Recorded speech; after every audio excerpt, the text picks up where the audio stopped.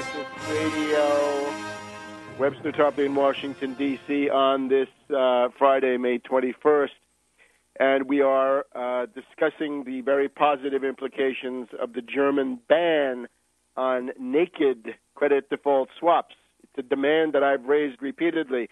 I welcome the fact that the German government has implemented what I've been calling for, at least in part. I wish they'd go further now. Ban all credit default swaps. Ban all synthetic CDOs at least, and better yet, all CDOs, since the damage done by these is essentially infinite. And it's working. Ever since this has been instituted, the euro has been going up. Right now, Friday afternoon, early Friday afternoon, the euro, $1.2565. So $1.25 and 60. So $1.25 and 2/3 cents will buy you a euro. And when this was instituted, it was down practically to 121, 122.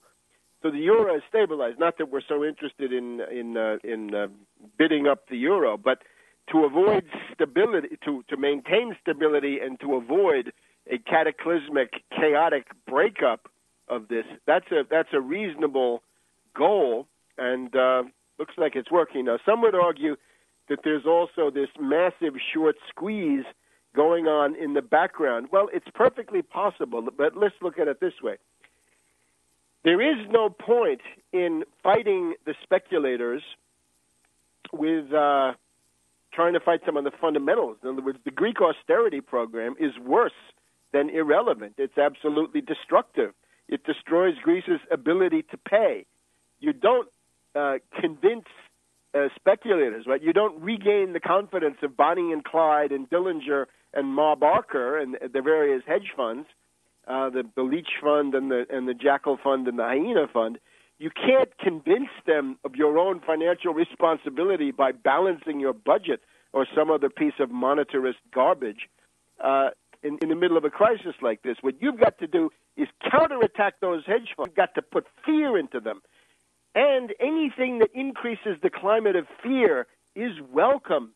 And indeed, just the idea that the hedge funds believe that the European Central Bank and possibly some others, the Bundesbank and so forth, the widespread impression that a large short squeeze is now being organized is a positive effect, whether it's true or not. And nobody really seems to be able to demonstrate whether it's true. I would recommend it.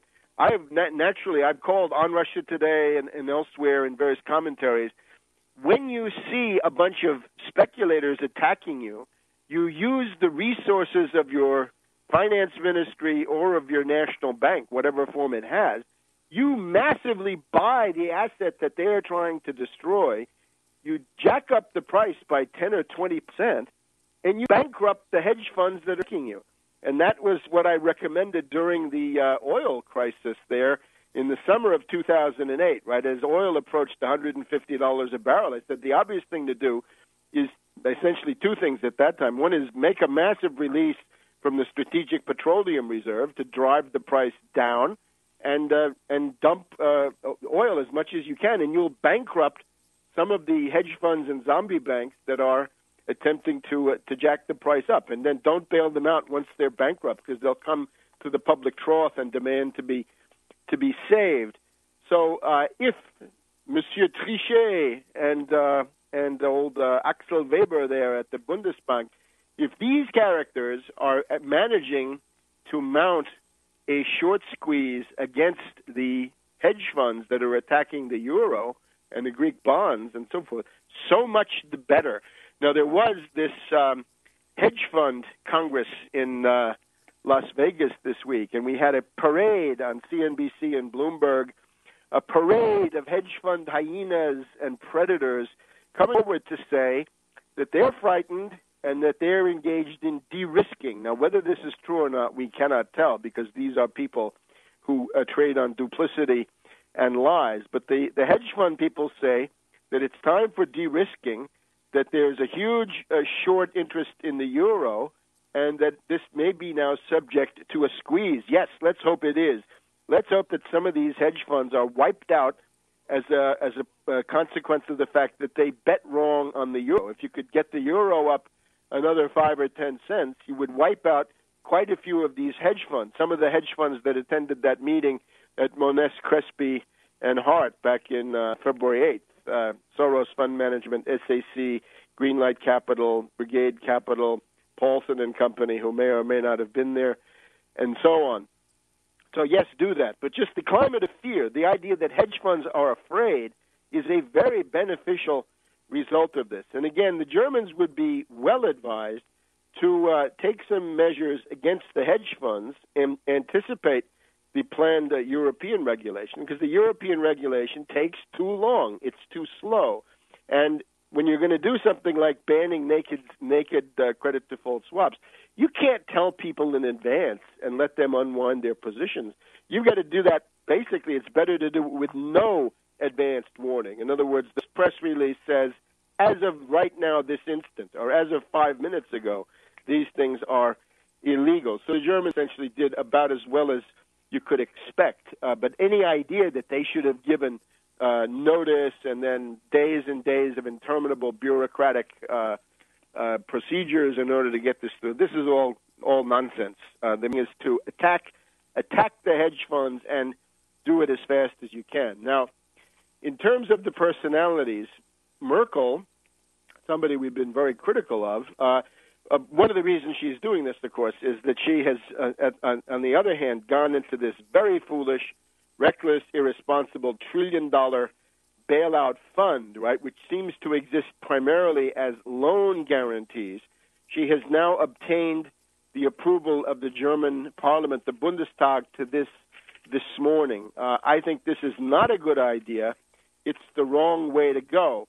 At the same time, she felt that in order to get the votes of the Social Democrats and some others in the German parliament, she had to offer the sweetener of, on the one hand, the banning of the credit default swaps, the anti-speculation measures, and that they would talk about a Tobin tax, that the German government would be more emphatic on the Tobin tax and the coming of the hedge fund regulations.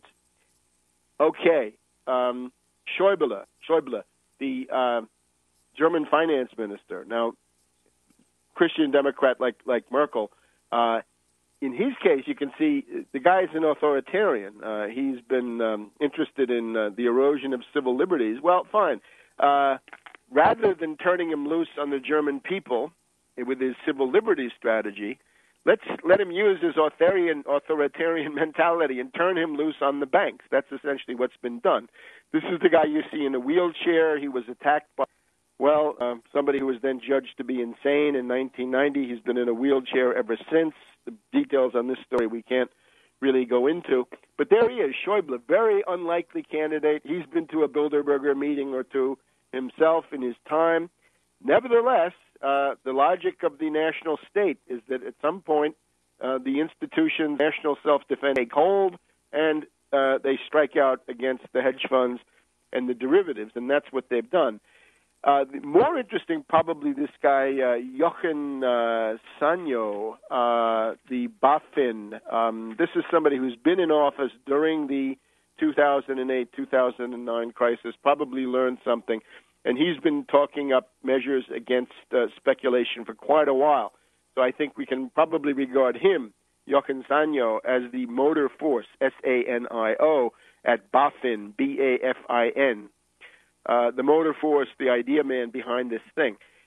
Let me just stress again, though, if people like Merkel and Schäuble can attack credit default swaps, anybody can. It means that the threshold, the bar for doing something positive in the midst of this crisis is now rather low. Any measure at all, anything you do to fight derivatives, hedge funds, zombie banks, speculation, it's positive. And again, if they can do it, just about anybody can. So take heart and ban derivatives, ban hedge funds. Back in a minute on World Crisis Radio.